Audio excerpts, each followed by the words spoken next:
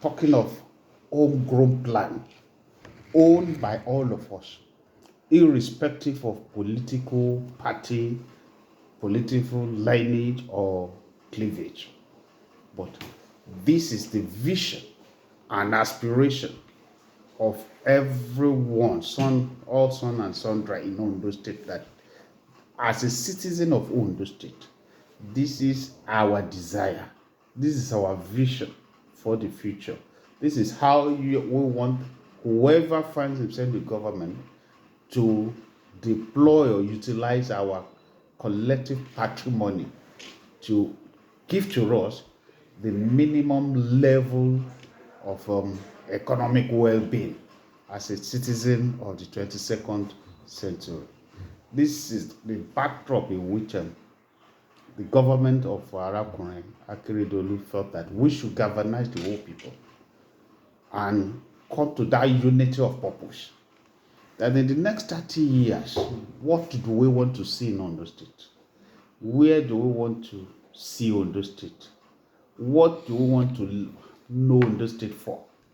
On the backdrop that also that in the next 30 years, the macroeconomic landscape will have changed tremendously.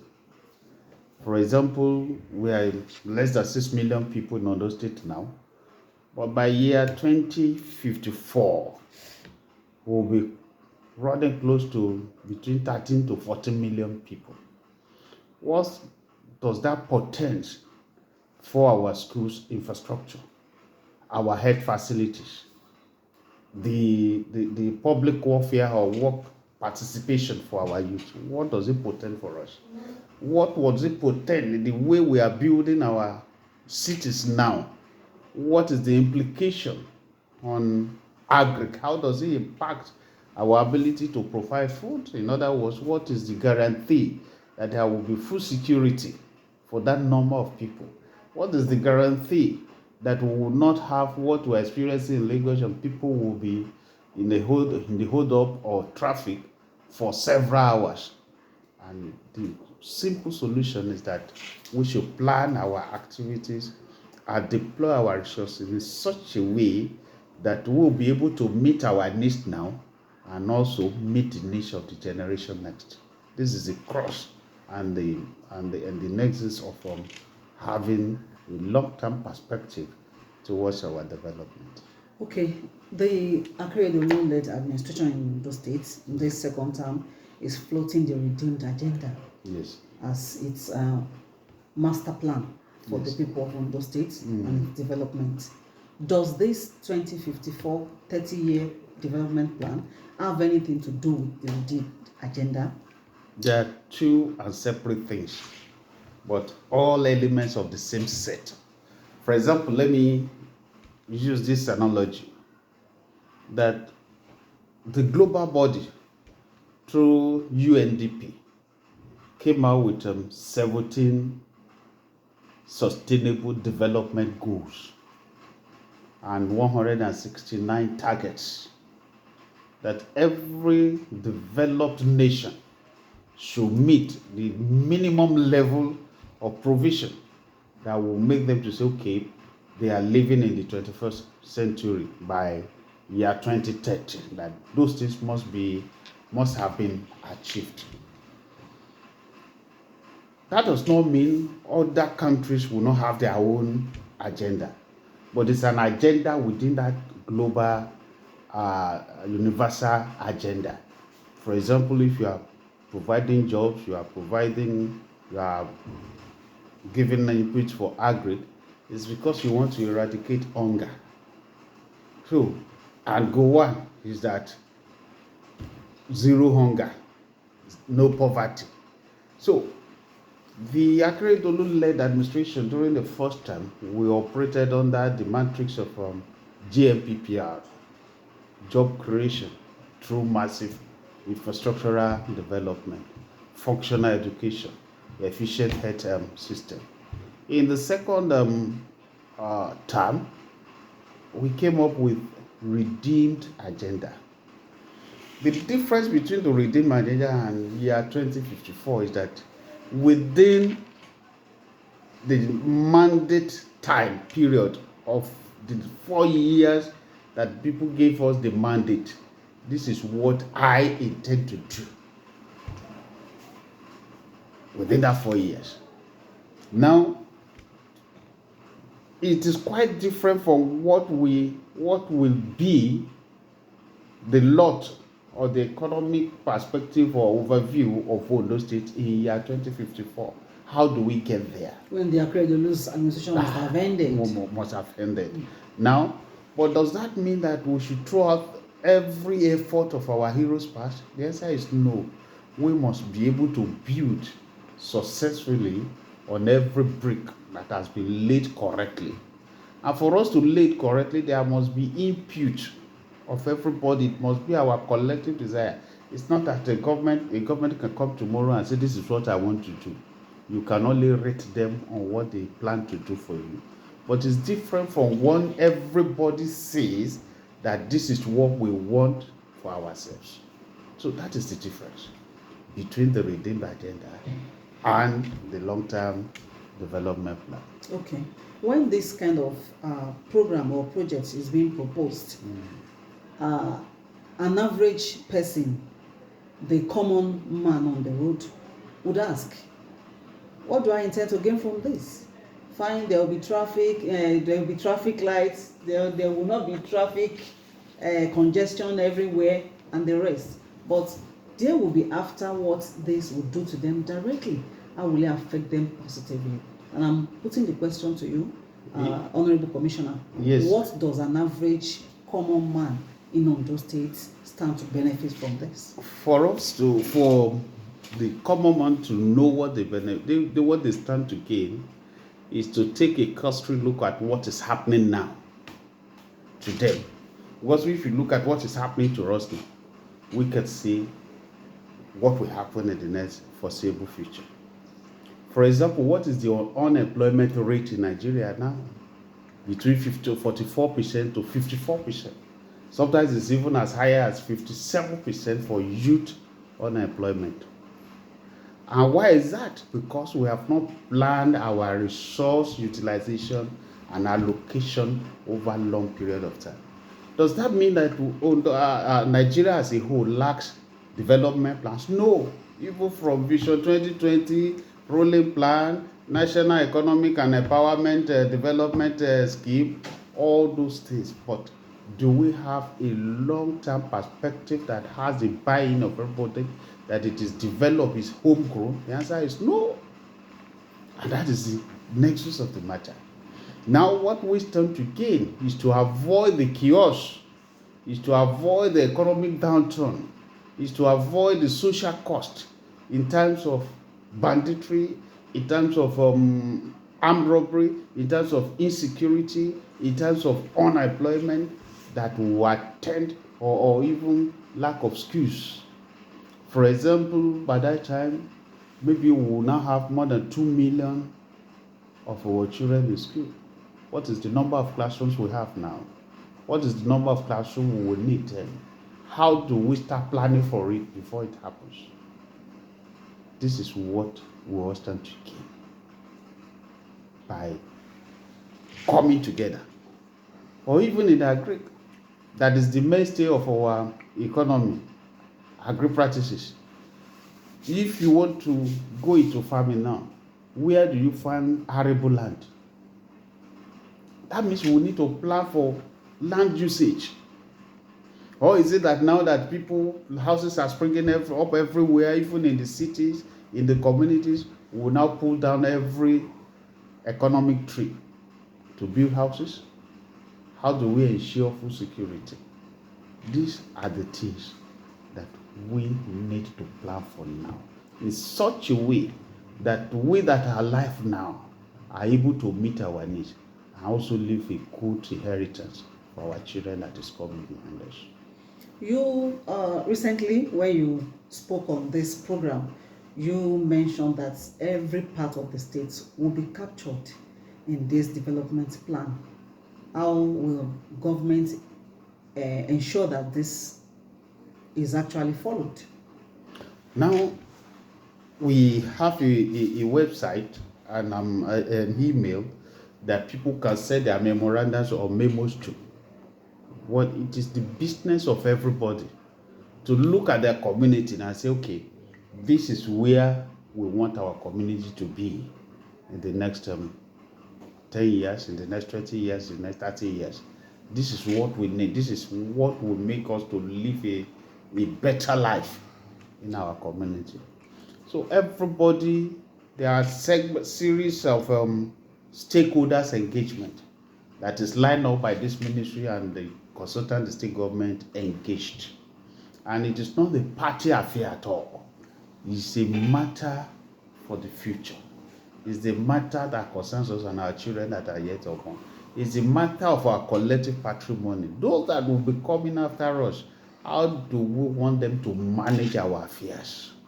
Or is it that we should, in the recent past, in a few decades back, we don't talk of private schools. All of us are products of public schools because the public schools provided the platform for us to express ourselves and to be what we are today. But what do we have today? The failure or the collapse of the public schools are given rise to private schools. The private schools, who monitors the quality of education that goes in there, the quality of teachers, the quality of infrastructure? Does it give room for the totality and well-being of the child? These are some of the things we will need to plan for. Okay. And everybody is welcome to participate. Okay, who are the stakeholders government is involving in this matter from the people's side? Before we now talk about the government side. If you look at the way we have captured the pillars that will support this 30 years development plan. For example, we say prosperous economy. When you talk of prosperous economy, you can disaggregate the economy into 3 or 4 categories. Now in the 21st century, you have the digital economy. Who are the participants majorly? They are youth. What is the skill set that they will need to participate, to engage the global, to be competitive globally? What do we need to do now? Those are the pertinent and relevant questions we need to ask. So they are a segment of the stakeholder. If you go to blue economy, for example, Ondo State has just received a license for development of deep sea port. What are the skill sets that our people should need? What should be our priority now, such that people will not come from Warri, Port Harcourt and take the jobs that our people should take? We need to plan for it now. We talk of other areas like the agriculture, for example. What has been the bane of agric development over the years? Is because, number one, the land tenure system, where people and the kind of vegetation we have here that does not permit mechanized farming. What should government do? Because if you look at the cost of agriculture, the major binding factor for agricultural development in our state is land clearing. It takes almost 75 to 85% of the cost of agriculture. If a man in the north will take a plow and plow hectares, thousands of hectares of land within a month, but in the rainforest here, you can't do the same. So it's a binding constraint on our expansion of agric mechanization. Now the question will be, what should the government do? If you look at one of the palliative the federal government said they will do, is to release it, to cultivate or clear 150,000 hectares of land. These are the kind of discussions we should have. Where do we have the land?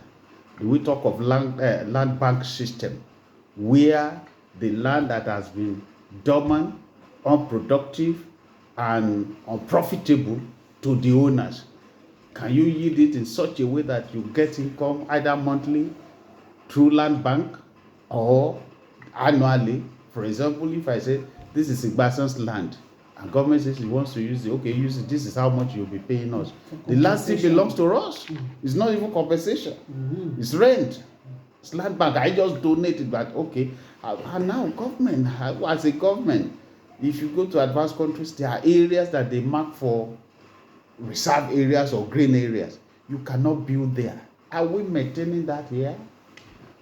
If you look at what climate change is doing to the civilized countries who have lived their lives uncontrollably or unsustainably, then you will know the importance of what we are about to do to plan our life and plan for the future. So it's everybody is a stakeholder, provided you are from Ondo State. The program is Guest of the Week, and in the studio today we have the Commissioner for Economic Planning and Budget in Ondo State, Pastor Emmanuel Igbasan, who has been talking about the newly proposed 30-year development plan for Ondo State, tagged Ondo 2054. We want to know how Ondo State will look like in the next 30 years. Continue with us on this program, which returns after this time out. You're welcome back. Honorable Commissioner, when we talk about a project like this, we have seen governments coming up with ideas like this, beautiful ideas that would transform a particular state. But after a while, especially while the government that instituted it is no longer in power, you see that this project becomes an white elephant project. What are the plans for implementation? How would the Akeredolu's administration ensure that successive governments in Ondo State follow this, maybe in terms of legal backing? Thank you. Let me state this fact clearly. That the administration of Akeredolu did not just wake up and say they want to force 30-year development plan on the people. It's a requirement of the law called Fiscal Responsibility Law of 2017. That law mandates the administration to prepare a long-term development plan of at least 21 years. At least of 21 years. So it's a demand or requirement of the law. And by the time we finish everything we need to do and harvest input from all the stakeholders in Ondo State, including those in diaspora, we will also go back to the one that has sent us, which is the law, passed by the Legislative House Assembly of Ondo State. We still return to them. This is what you have asked us to do. Can you please legislate on it and pass it into law? And that will be the icing on the cake. By the time we finished, by the time we discuss the outcomes, by the time we present it to our people, and we are all agreed that this is where we want to be, then it will be taken back to the Assembly for legislative approval. And in that wise, any successive government that goes out of that blueprint may be violating the provisions of the law. However, it's subject to review either on 4-yearly basis or 5-yearly basis, according to the reality, economic reality that confronts any successive government. Few weeks back, you addressed the press on this proposal. Has work started on it? Or let me ask this way, what stage is the work now?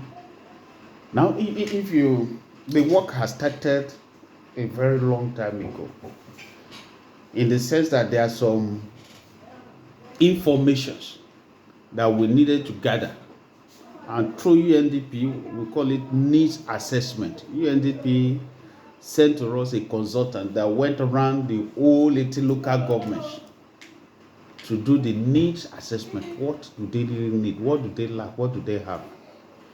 So very soon we will have, as of today, we have constituted the technical working committee who has been reviewing several development plans, both nationally, internationally, and even in the state that we had, the ones we can lay hands upon.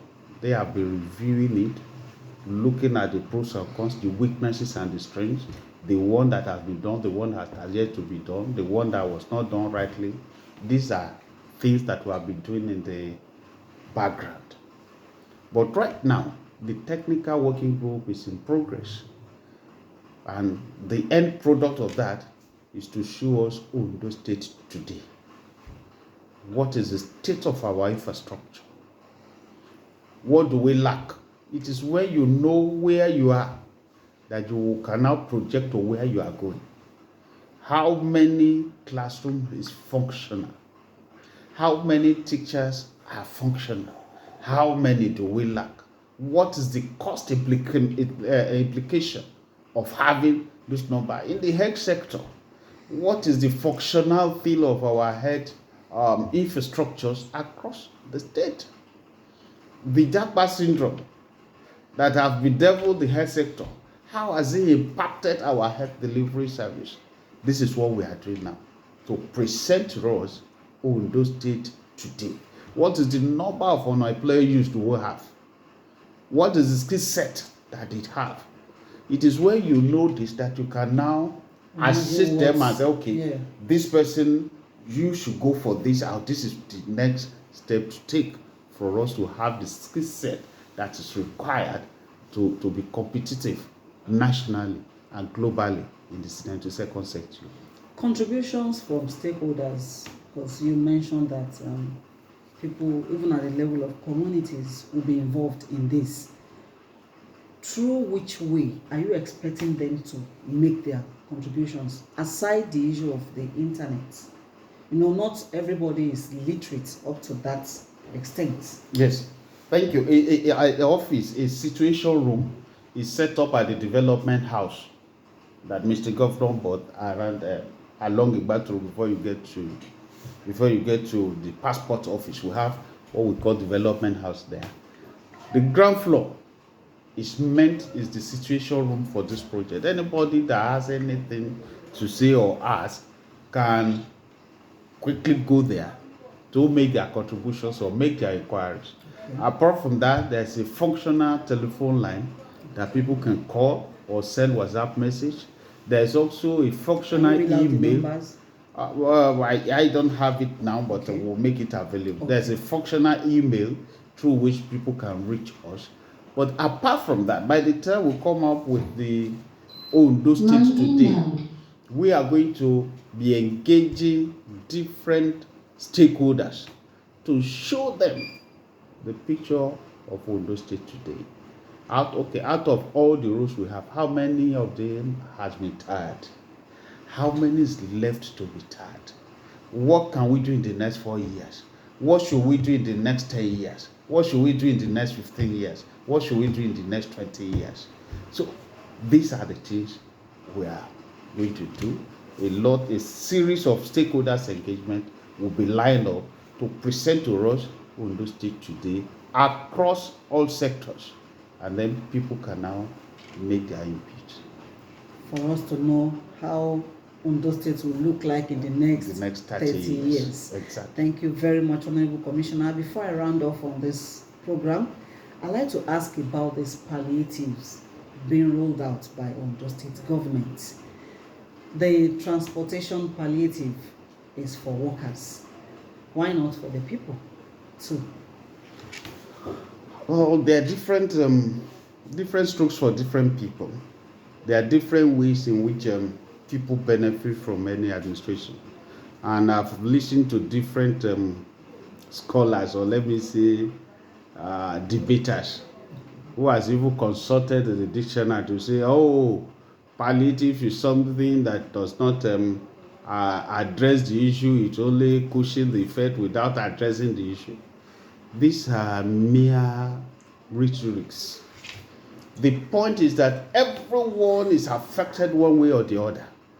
And whatever we're doing, everyone will be affected one way or the other. For example, if I do not benefit directly and I have 4 children that are going to school, and they can go to school freely and come back freely. That money that I should have paid for transport stays in my pocket. If I do not benefit directly, because I am not a government worker, but my house help who is sick can go to the hospital without paying for card, without paying for consultancy, medical consultation, that I have benefited. So there are every spectrum of people. If I do not benefit from transport, and I have a small business, and government is able to give my nano business 20,000, 30,000, I have benefited. If I'm not benefited and I'm a farmer, and the tricycles that have been proposed for them to be able to move their goods, maybe once in a year, I'm able to move my goods, I've benefited. So it's a wide spectrum that will cover everybody, and it is not an end in itself. So many other things will still follow as the situation begins to unfold. I'm sure the people will be happy to hear this, that they should still expect more palliative measures from the government. Well, dear listener, this is where we end today's program.